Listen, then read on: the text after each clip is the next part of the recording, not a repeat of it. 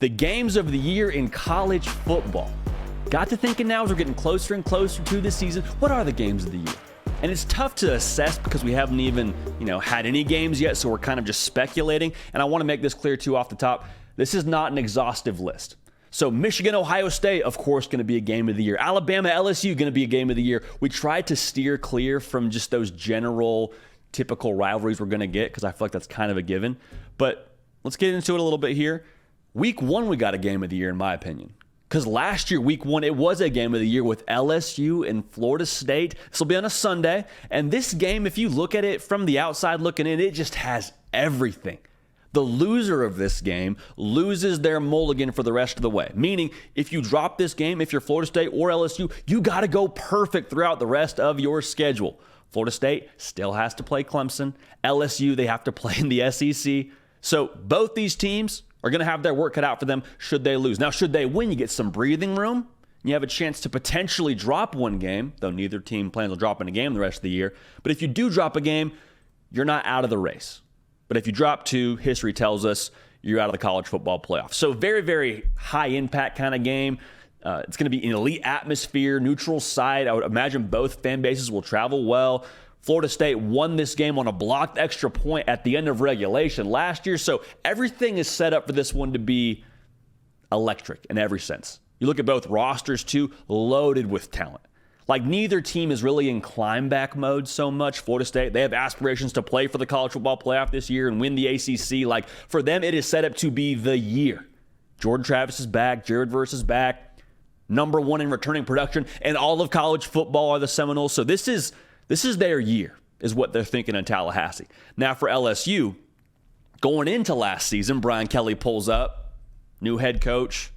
A lot of talk about his accent preseason. We all knew that was garbage, y'all that were tuned in here. And a lot of LSU fans were told from people like myself, hey, this is a get your feet wet kind of year. We were trying to temper expectations and say, hey, it might be a build up to it kind of year. Like if it doesn't go your way in 2022, that's okay because 2022 isn't what you hired Brian Kelly for. You hired him for the future. And so as soon as we said that, LSU went on a run, made it to Atlanta for the SEC title game. They beat Alabama. Like they did a lot of things in year 1 that maybe this time last year we weren't expecting. And so LSU fans are thinking, okay, if last year was the warm-up, if last year was the get the feet wet year, then this year it's about to be on and popping. Like this year, we're coming for all of it. This year, we're coming to get back to the college football playoff. So for both fan bases and both teams, they have high expectations. Going to be electric in every sense of the word. I'm fired up for this one. It will have everything that we're looking for in a big-time college football game. Week 1. Not on a Saturday, it'll be on a Sunday, but week 1, man, we're getting big-time college football. Make sure you're subscribed right here. Like I've already mentioned a couple of times already throughout this show, we want you a part of this. There is a strong portion of y'all from our YouTube analytics that are yet to be subscribed. So if you're locked in, if you're subscribed, phenomenal, thank you. If you haven't yet joined the party, college football season, less than 60 days away. No time like the present. Would love to have you a part of this. All right, we keep on rolling here. Another game of the year. We're going to talk about a game in October, November. No. We're going to week 2. Week 2 for our next game of the year, and that's Texas going to Tuscaloosa, Alabama, September 9th. Don't be surprised if you find the hard count is actually going to be at this game. Don't be surprised if that happens. We're not announcing it right now. We're going to see how this thing unfolds, but don't be surprised if you find out that we're going to be at this game. This will have a little bit of extra juice, in my opinion, too, because it's going to be a future SEC matchup. So Alabama, I'm sure the good people in Tuscaloosa would love to show some hospitality to our friends from Austin as they make their way to the SEC. And this game, to me, we start getting some answers because there's no weak opinions anywhere in the country about Texas or Alabama. And the majority opinion on Texas is they're trending upward. They're on their way upward. They're climbing the steps. They're in year 3. You got Quinn Ewers going to hopefully be in his own. You have Steve Sarkisian, have that culture now solidified. You got a roster now at a place to where it's really Steve Sarkisian's guys. Like everybody is believing that Texas is on their way up. Now on the flip side of that, the majority opinion on Alabama is that Nick Saban and Alabama are no longer the kings of the college football world. And a part of that is true because Georgia's got a couple of natties to show for it that they are the Kings right now. But everyone's kind of just discrediting what Alabama's going to be this year because we don't know what they're going to be at the quarterback position. They've got a lot of unproven pieces on the offensive and defensive side. You got 2 new coordinators. Like, everyone's just sort of assuming that Alabama is on the decline. And so you can have those opinions preseason about Texas and about Bama, but we get to line it up in this game and actually find out where they're at. So it'll be a great litmus test for us. If Texas wins, they go into Tuscaloosa under the lights and shock however many thousand people in Bryant-Denny Stadium. I think the narrative coming out of that game will be all the hype, all the talk, everything we've said about Texas, about what they could be, might be, should be, it's all validated in that game. Now, to be clear, this is just week 2, so they're going to play a whole lot of games after this one, and we'll find out what Texas is really going to be. But this would be one of those wins where you look at Steve Sarkisian and his time at Texas, and this could be kind of that signature win, if you will. Beats his former boss and really cements that, hey, Texas right now, they're going to be a team you have to deal with. Kind of a statement game for them, if you will. Now, for Alabama, if they win this game, the conversation shifts back to, all right, we're still the big dog.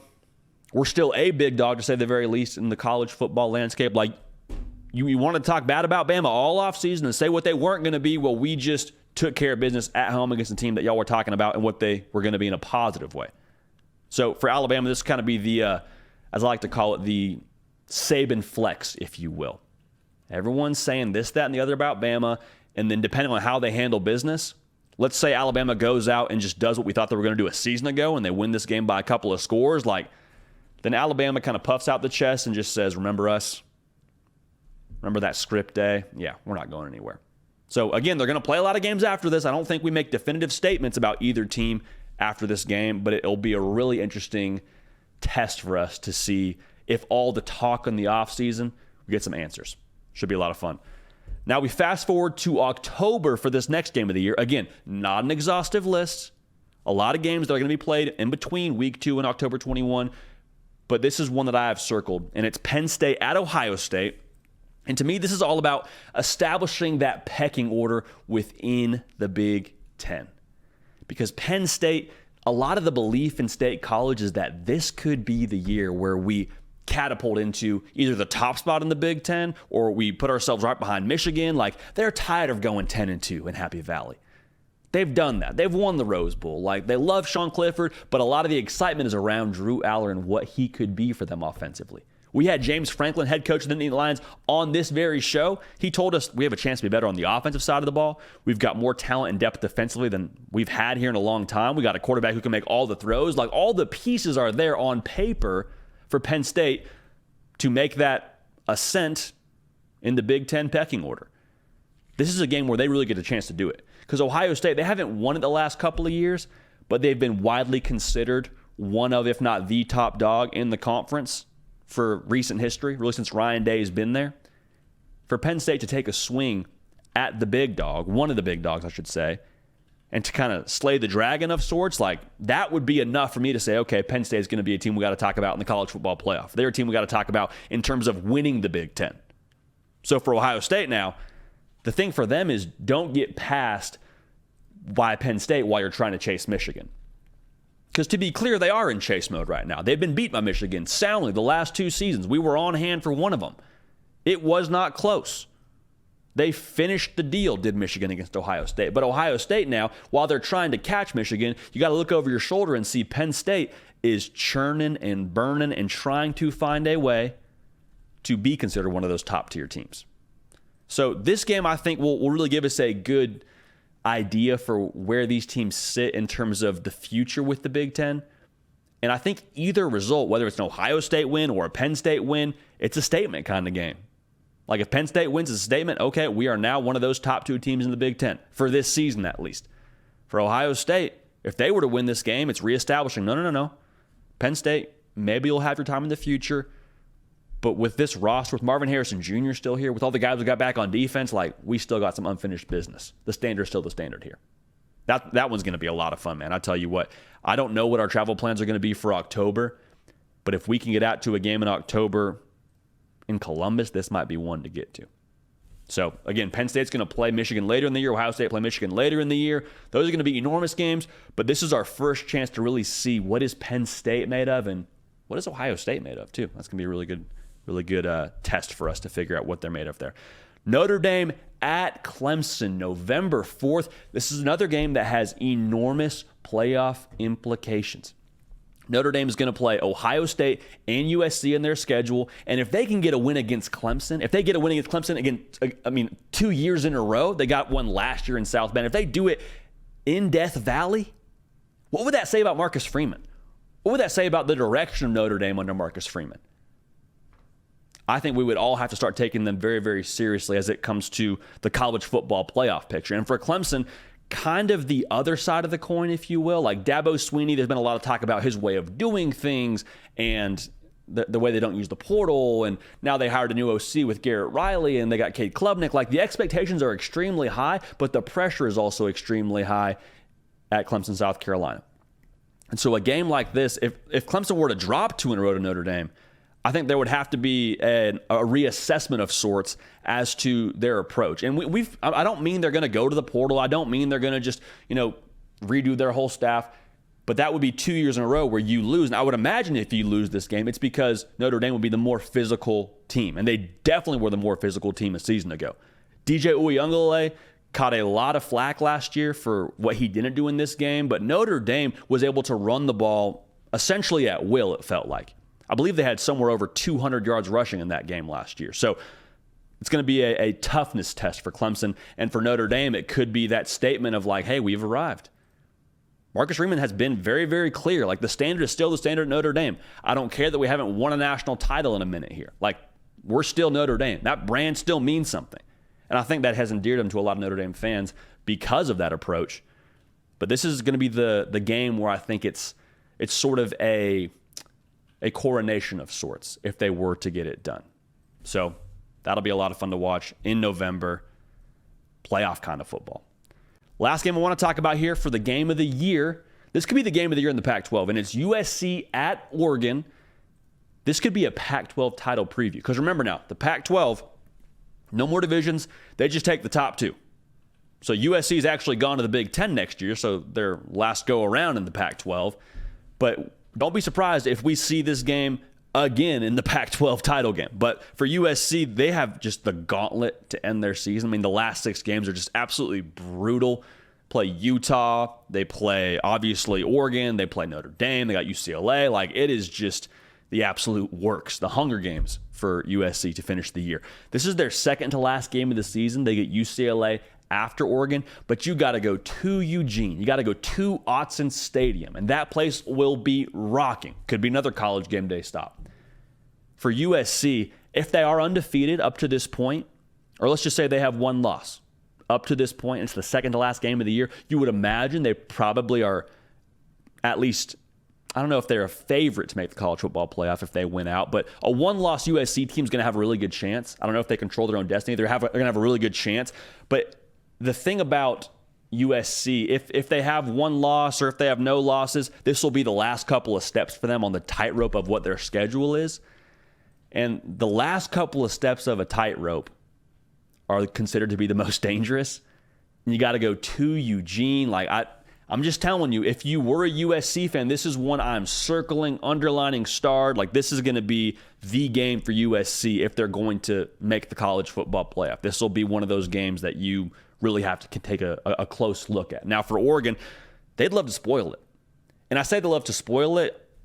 We're not even taking into account that Oregon could be in the exact same spot I just talked about USC being in. Could only have 1 loss. They could be a team that's looking for a college football playoff berth. Heck, Oregon and USC could both be undefeated heading into this game. Could you imagine that? Could you imagine we're living in a world where USC and Oregon both undefeated, and at that point you're assuming that both have a very legitimate chance to make the college football playoff and are assuming they're going to play again in a couple of weeks for a Pac-12 title game. And Oregon, I'll just say this, they have the pieces. They've retooled a little bit through the portal on defense. If that secondary can hold it down and can be improved from a season ago, Bo Nix, if we saw the Bo Nix we saw in 2022, like they're going to score a lot of points. Defense holds it down. That's a recipe for a lot of good things to happen for your football team, to say the least. Dan Lanning has built it in a very short amount of time. This game, to me, will have everything from entertainment value to elite quarterback play. It'll be high scoring. It'll be an incredible atmosphere. Game of the year watch, USC and Oregon, without a doubt. So to recap it for you, we've got LSU, Florida State, week 1, neutral site. Going to have everything that you're looking for in a college football game. High intensity, loaded rosters, high stakes. Texas at Bama, hoping we're there. We'll keep you in the know. We'll keep you locked in with that one.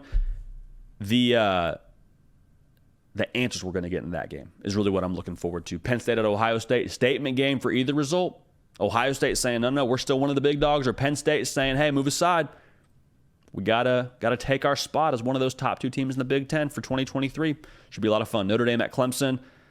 It's going to be a attitude game, if you will, for Notre Dame and for Clemson. Notre Dame saying, hey, you got to deal with us in the college football playoff race, and Clemson being able to say, no. We stepped back a little bit a couple years ago, but now we're here again. Now this is a team that's going to make a run and be a college football playoff team. And then USC at Oregon, we could see it twice in a matter of a couple of weeks. Could be a Pac-12 title preview. Both teams that have college football playoff aspirations will get a real good look for what they could be at that point in the year. Incredible atmosphere. I can't wait, man. Hey, y'all, thanks so much for watching. Subscribe to the channel here to make sure you don't miss an episode of The Hard Count. Also, be sure to check out other videos on the On3 YouTube channel.